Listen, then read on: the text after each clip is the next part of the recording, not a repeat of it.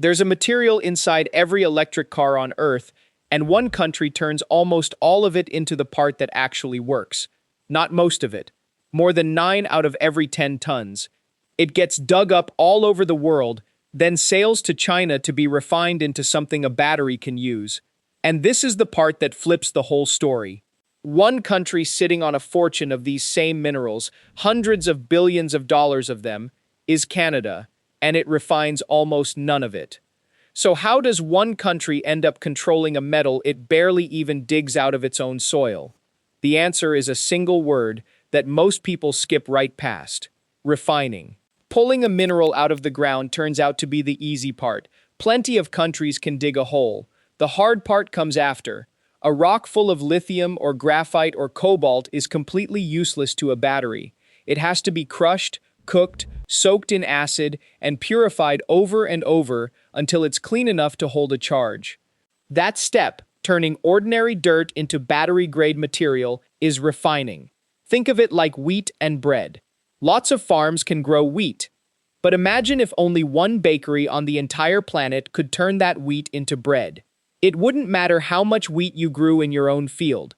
You'd still be lining up at that one bakery, on their terms. China is the bakery. And it isn't close.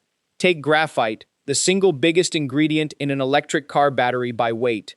A typical electric vehicle holds around 70 kilograms of it, more than any other mineral in the whole pack.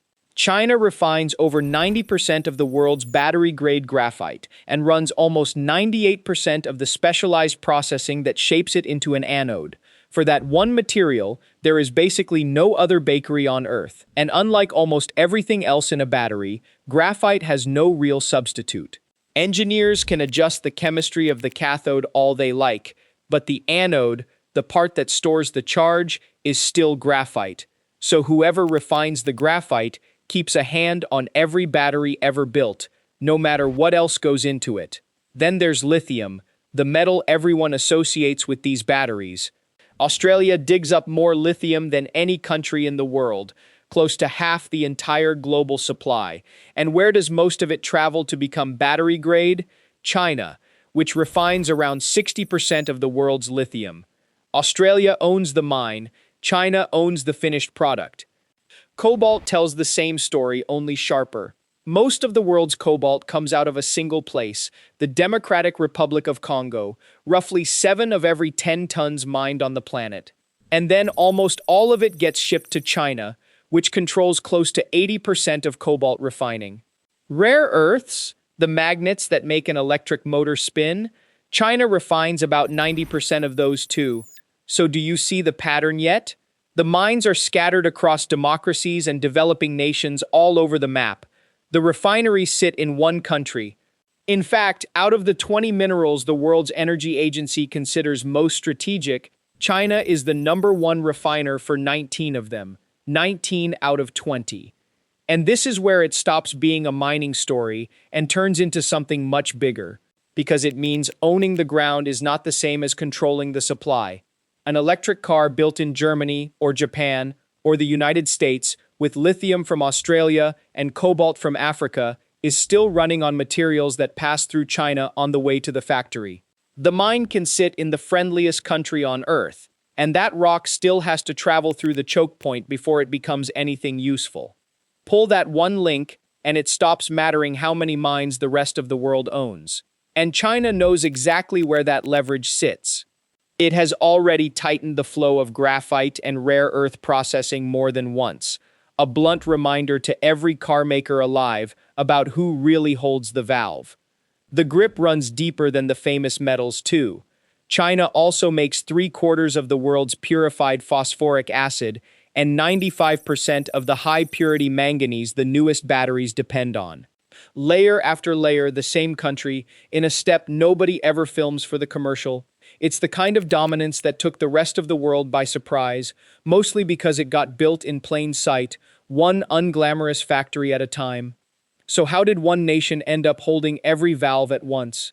Not by luck and not by force. Which brings us straight back to Canada, and that fortune sitting under it. Canada is one of the very few countries on Earth with real deposits of almost every mineral a battery needs. Lithium, graphite, nickel, cobalt, copper, and rare earths, all of it in the ground. One estimate put the in-ground value of just 6 of those minerals at more than $300 billion. $300 billion. And Canada ranks inside the top 10 in the world for every single one of them. On paper, it's a resource superpower. But here's the twist. This whole story has been building toward. Canada digs up barely any of it, and it refines almost none of it. The country produces under 2% of the world's lithium and less than 1% of its graphite. The mines are mostly still plans drawn on a map, and the refineries, the part that actually matters, hardly exist at all. Canada is a country sitting on a locked vault, holding a key it hasn't even cut yet. And that is the real lesson buried underneath all of this. Raw ore sitting in the ground is only ever the starting line. The real value gets created later, in the factory that turns that ore into something a battery can use. China figured that out 20 years ago, and then spent 2 decades quietly building the dirty, costly, low-profit refineries the rest of the world didn't want to touch. Nobody handed that over, and nobody got tricked. One country simply did the unglamorous work, while everyone else sold the raw dirt and moved on. The fortune under Canada is completely real, but a fortune you can't process is just scenery.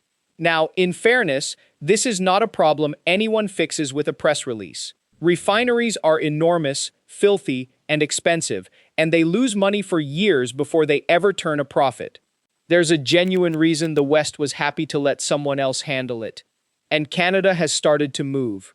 It put $3.8 billion behind a national critical minerals strategy back in 2022. And early in 2026, Ottawa signed more than $12 billion in fresh mining and processing deals. But a chokehold built patiently over 20 years does not spring open in a single budget.